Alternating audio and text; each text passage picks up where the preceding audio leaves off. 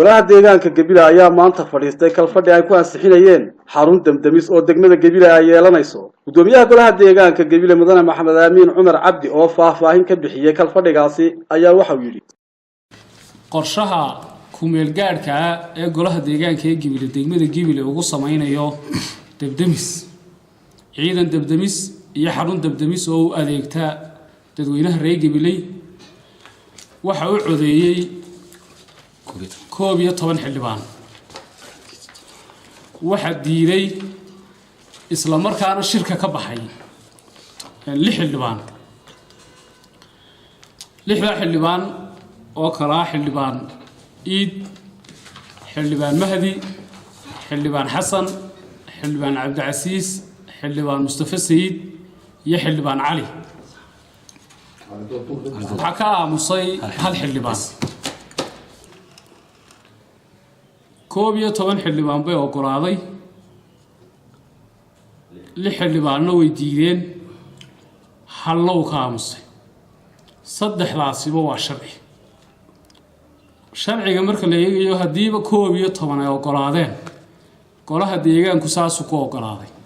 sidoo kale duqa caasimada gobolka Gabiley waxa uu ka hadlay xildhibaano ka baxay kalfadhiga oo uu sheegay in ka soo horjeedeen xarunta damdamiska Gabiley ee maanta golaha deegaanka Gabiley ay ansixiyeen golaha deegaanku sharciyan wuxuu ku dhisay dood iyo isdhageysi iyo ixtiraam xildhibaanadu waxay xaq u leeyihiin wixii aragtiya inay soo jeediyaan waxa maranta dhaqan ugu cusub marka oo doonayay inaan ka hadlo in xildhibaanada aragtidooda goluhu uu diiday ee laga aragti batay ay isku dayaan inay khalkhal geliyaan habsami socodka shirka oo ay shirka ka baxaan buuq geliyaan dagaalamaan duubaan oo waxa weeye rabshad isku dayaan inay geliyaan iyagoo doodooda guud daraysatay meel u dayay arrintaas waa dhaqan golaha deegaanka ee Gabiley ku cusub waxa weeye wax sharciye ma aha xeerka iyo shuruucda golayaasha qaranka iyo golayaasha deegaanada dalkana waa arrin ka soo horjeeda marka xildhibaanada waxa la inta soo doodood oo ku adkaateen bay xildhibaanada kale maanta fadhiyaaba ay idinku ixtiraamayeen inay doodiina idinku ixtiraamaan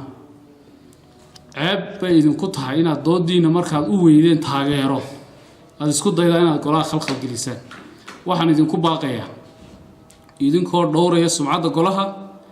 idinkoo dhowraya wixii ummaddu idin dooratay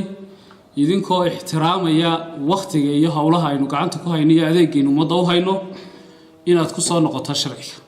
Mukhtaar Nuux Ibraahim on Cable TV gobolka Gabiley